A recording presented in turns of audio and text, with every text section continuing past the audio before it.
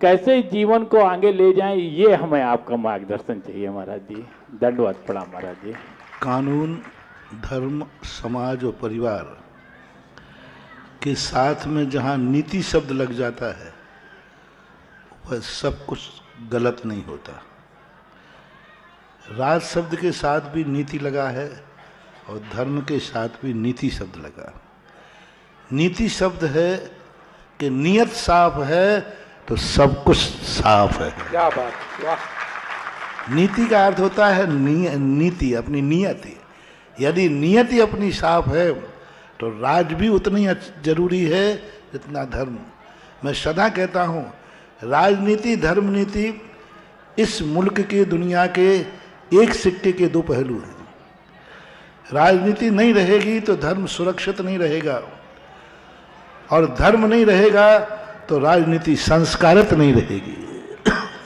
पहले के हर राजा के पास एक धर्म गुरु होता था, चाहे वो राम राज्य रहा हो, चाहे वह श्री कृष्ण का राज रहा हो, चाहे पांडवों का राज रहा हो।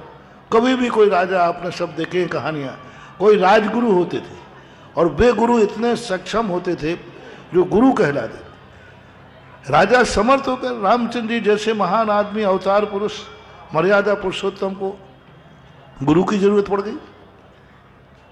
गुरु की जरूरत, उनको क्या जरूरत थी, वो तो स्वयं थे। क्या बात गुरु रामचंद्र जी ने कहा आपको गुरु की क्या जरूरत है, आप तो भगवान हैं। और गुरु भगवान नहीं है, गुरु अवतार पुरुष नहीं है, फिर आपको गुरु की क्या जरूरत।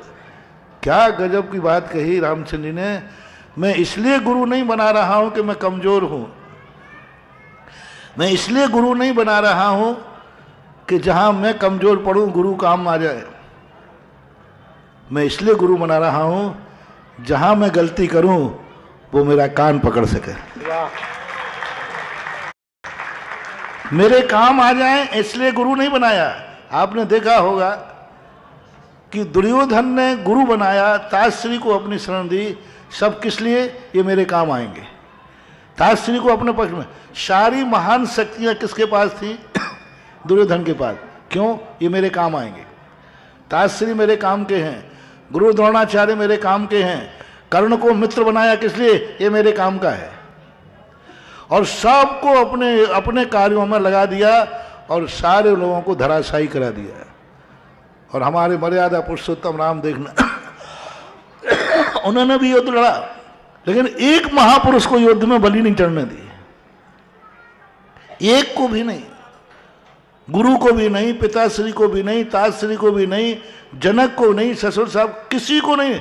अपने स्वयं जूझते रहे लेकिन किसी महापुरुष का उपयोग नहीं किया। ये होती है सज्जनता। बल्कि हनुमान जी से कहते हैं, हनुमान जी तुम लंका को कैलाश पर्वत जा रहे संजीवनी बूटी लेने, अयोध्या में समाचार मत देना कि लक्ष्मण बेहोश है, मेरे दुख के समाचार मत देना। हनुमान जी से कहते हैं, क्यों, अरे भेजना चाहिए कि मैं संकट में आओ। नहीं, मैं संकट में पड़ा हूं, मैं अपने पूर्वजों को, बड़ों को संकट में नहीं डालना चाहता। तो राजनीति जब होती अच्छी यदि हो जाती है तो राजनीति बहुत जरूरी है। यदि राजनीति खत्म हो जाएगी तो धर्म मिट जाएगा, और धर्म यदि खत्म हो जाएगा तो राजनीति भ्रष्ट हो जाएगी। इसलिए दोनों जुड़े रहें तो जुड़े रहें। और कोई पार्टियां, देखो अपने देश का बड़ा मजेदार चीज है, प्रजातंत्र में पार्टियां राज्य नहीं करती हैं। एक समय वर्षों तक कांग्रेस ने राज्य किया, नहीं कांग्रेस ने नहीं किया। कांग्रेस बाद एक नेता था प्राइम मिनिस्टर इंदिरा गांधी, उसका व्यक्तित्व ने राज किया।